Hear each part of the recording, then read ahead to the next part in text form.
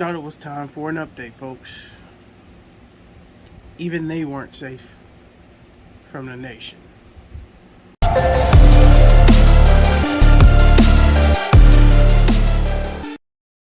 Hey, yo, Alex, hit him with that for me, bruh. Don't forget to like and subscribe. What was that? Don't forget to like and subscribe. I don't think they Hit heard that you, bell, bro. man. Hit the bell. I don't think they heard you, bro. Don't forget. Like and subscribe, man. I better do that.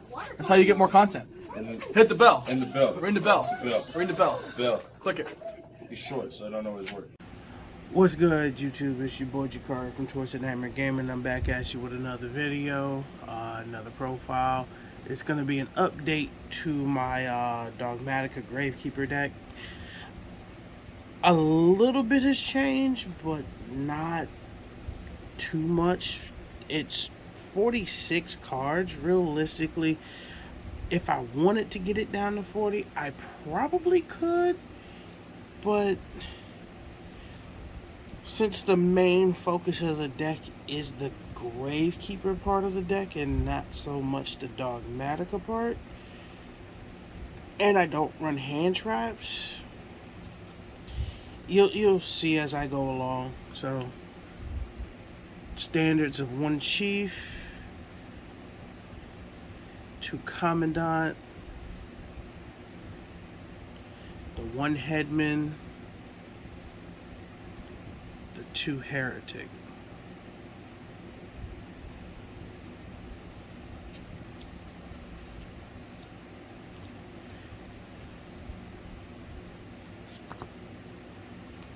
The 2 oracle,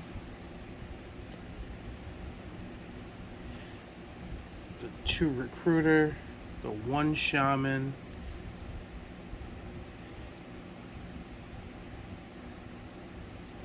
the 2 spiritualist,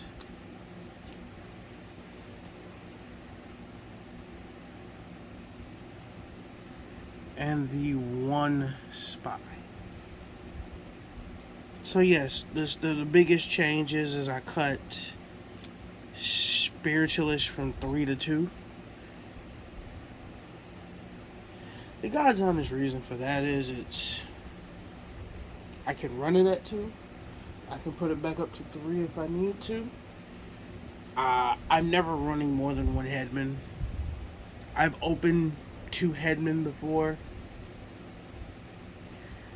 It's weird when you can say a 3-star monster is a brick, but that little bastard is a brick if there's nothing in my graveyard for him.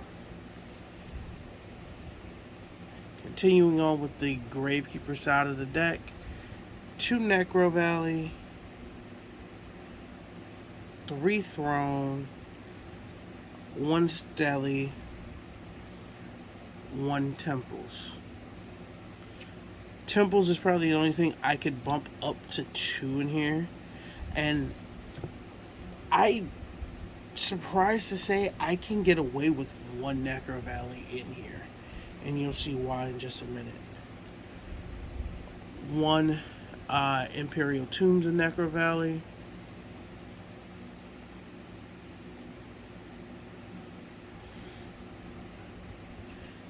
2 Necro Valley Temple, and 2 Rite of Spirit.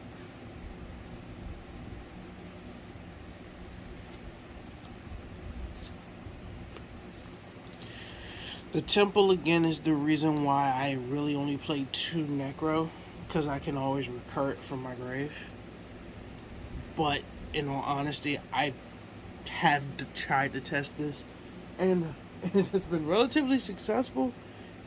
Playing it at 1 copy, which I never thought in my wildest dreams I would say.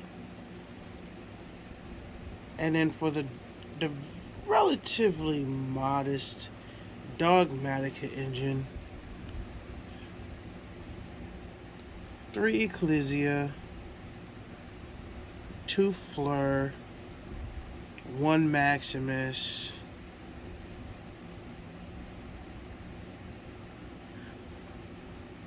2 Nadir. I'm gonna get all of this in one shot actually. So 1 second here.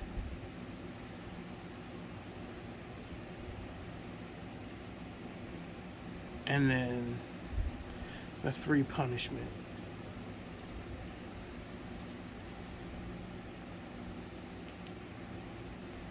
So if you weren't counting, I believe that was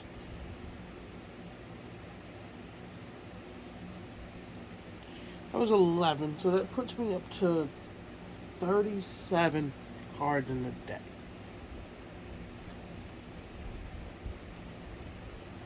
So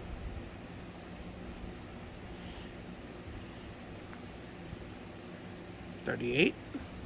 So 1 HFD, 1 Magicalized Fusion. Because it's at 3, I'm gonna play it at 2. If you've seen the theming in a lot of my other decks, I've been kind of strict on running no more than 2 copies of cards. So 2 Imperm and then 2 Strikes. And most of y'all who know me, I don't really go side deck for any Gravekeeper variant. I have one. I don't go into it. And truthfully, if I showed it to you, you'd probably not be surprised that a lot of it is more stuff tailored to the Dogmatika side than the Gravekeeper side of the deck. Give or take a couple of Gravekeeper monsters. So extra deck is 3 Supernaturalists. One of my trademarks for this deck, 2 Quintet Magician, 1 Boral Sword Dragon. Those are the only monsters I actually go into in the extra deck.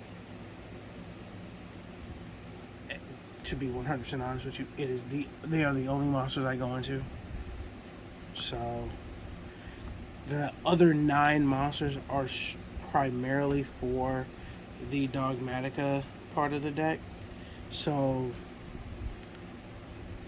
3 Entis, the 1 Skull Knight,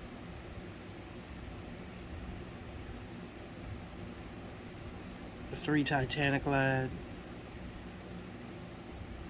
and 2 for Jeep. So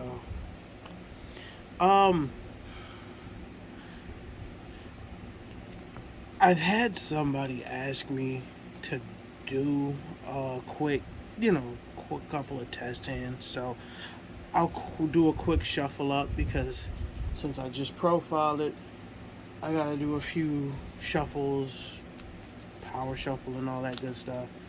So like, the deck is more of a control deck, y'all know that. I don't really combo off of Gravekeepers, never really meant to, never really needed to.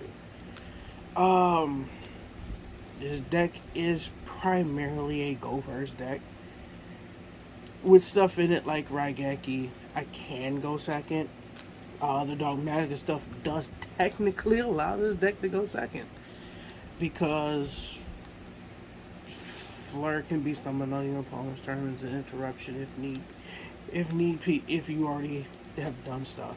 And if they've already played stuff for me extra deck, I can bait with the Dogmatika stuff, then go into the Gravekeeper side of the deck if I need to. So let's see here. Let's do a quick cut. Hopefully I don't get basted with this, seeing as how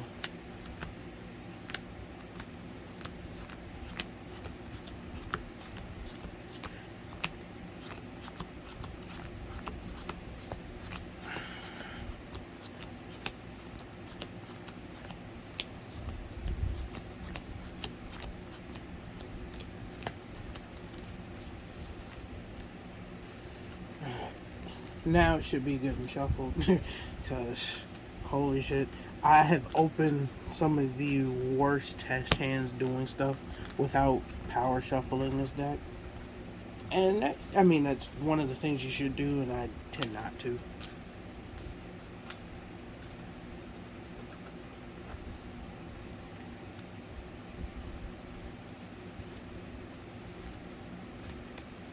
Alright, and because I don't play hand traps besides the imperms, you know, just things like along that nature, so cut, so Heretic, Necro, Recruiter, Right, Magicalized Fusion. Ooh. That actually is rough.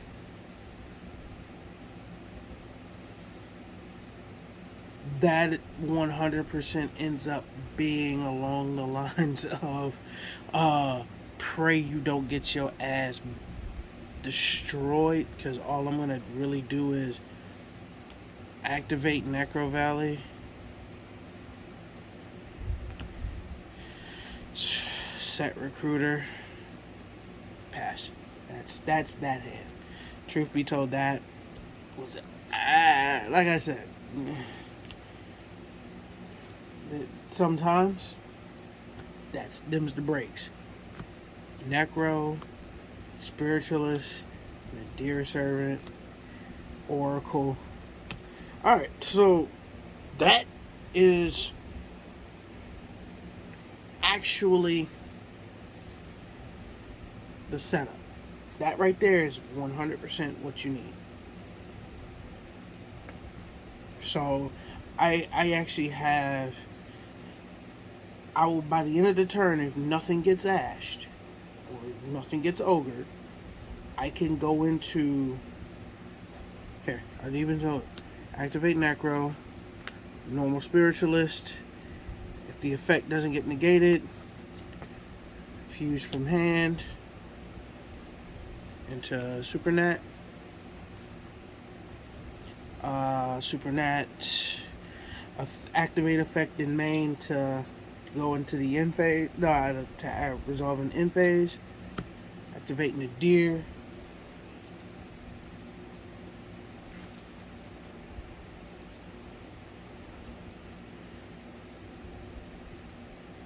Send Titaniclad. Add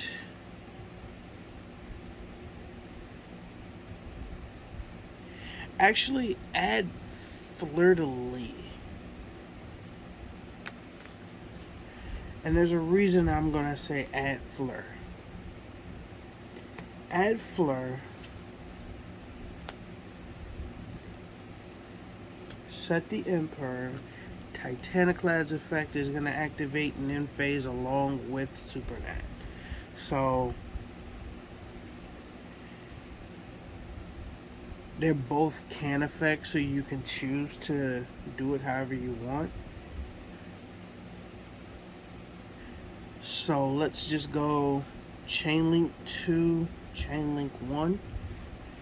So 2, Titaniclad's gonna get you, and in this instance you can either go Hidden Temples or Necro Valley Temple. Either one is fine, it doesn't particularly matter. And then Titaniclad is actually going to special the Ecclesia and then add the punishment. So you do have the, you have plays for your next turn. You're realistically not getting run out in this turn unless they kaiju you or something, or they manage to run this over, because this is sitting at 39 right now. Because remember, it does gain the attack times the star level of the monsters used for it, times 100. And since you went Spiritualist and Oracle, that's 14, so it puts it at 34. Necro Valley gives it another 5.